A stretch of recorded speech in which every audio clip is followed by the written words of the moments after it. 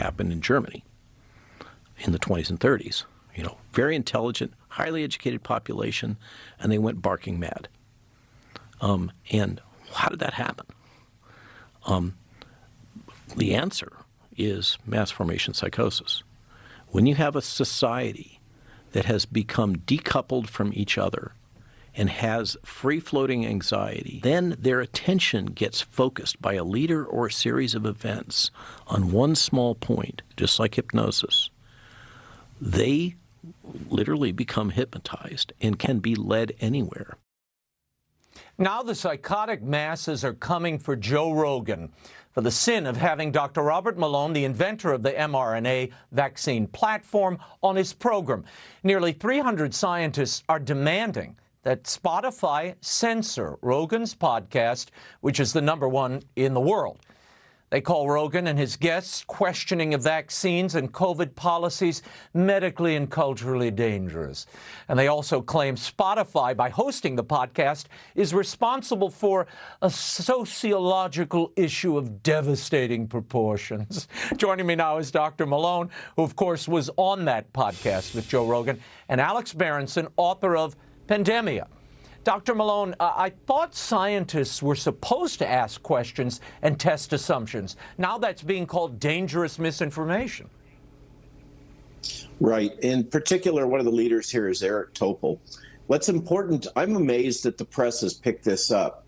This is only 270 people, and they're medical writers, nurses, all kinds of people. In contrast, the declaration in the International Alliance of Physicians and Medical Scientists, which is signed only by physicians and medical scientists, I'm the president of that organization, has over 16,000 signatories. This is a huge kerfuffle over 270 malcontents of mixed origin led by Eric Topol, who is a shill for the administration at this point. This is a non-story that's been blown up by the press. Alex, you too have been subjected to these censorious bullies. What's happening here? This seems to be a trend, particularly as concerns the evolving COVID information that we're all learning about day by day. Yes, you're absolutely correct. Listen, I don't think Dr. Malone does himself or those of us who are trying to raise questions about the vaccines any favors when he refers to himself as the inventor of mRNA technology. That's clearly a large exaggeration. And I don't think he does us any favors when he says that ivermectin has been proven to work. I think that's a huge overstatement of the case. But these are debates we should be having. He should be allowed to say whatever he wants, wherever he wants on Twitter or anywhere else. And so should I. And Joe Rogan provides us a platform to talk.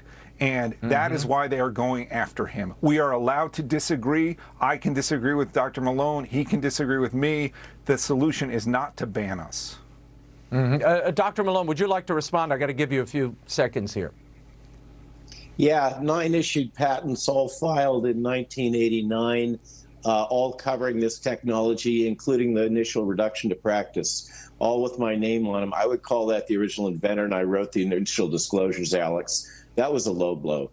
In terms of ivermectin, a colleague of mine just came back from Uttar Pradesh. It's widely used in Uttar Pradesh, and they have flatlined their disease. So both of your statements are going to fail with the test of time, but that's not this discussion. In this case, what we've got is 270 malcontents whining because of people speaking the truth on Joe Rogan.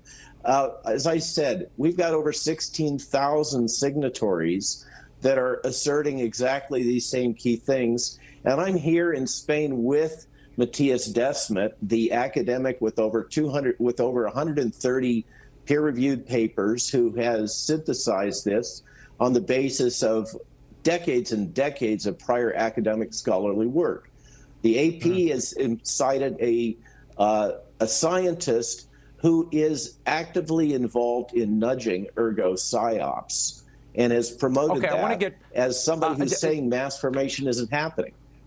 Yeah, I don't want to run out of time here. Alex, very quickly, CNN has jumped on this censor Joe Rogan bandwagon.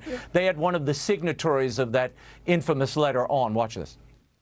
At the very minimum, it would be warning signs and banners that would be issued on a particular episode, directing people to credible sources like the CDC or WHO on vaccine-related information or other sources. I know that YouTube removed the video version of the podcast, but that podcast is still available on Spotify, and that is a problem.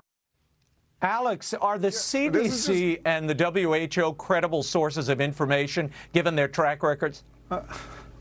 No, I mean, the WHO earlier this week just came out and said we shouldn't be counting on any more boosters. Now, this is after 6 months of the CDC pushing boosters on the American people. By the way, I want to say one last thing. Joe Rogan was right. There's a clip that's going around where he says that he believes that myocarditis is higher post-vaccine than post-infection in young men. The data is absolutely clear on that. He is correct about that. There's a preprint that came out on December 25th that shows exactly that. Joe Rogan was right. But by the way, right or wrong, censorship is wrong, and content moderation is another word for censorship. And this drive to try to get people banned must stop. It's un-American. We will leave it there. Gentlemen, thank you. Have a great weekend. It wouldn't be Friday without Follies, and since I'm in the host chair, we have a special celebrity guest star to help us. Robert Davi is here.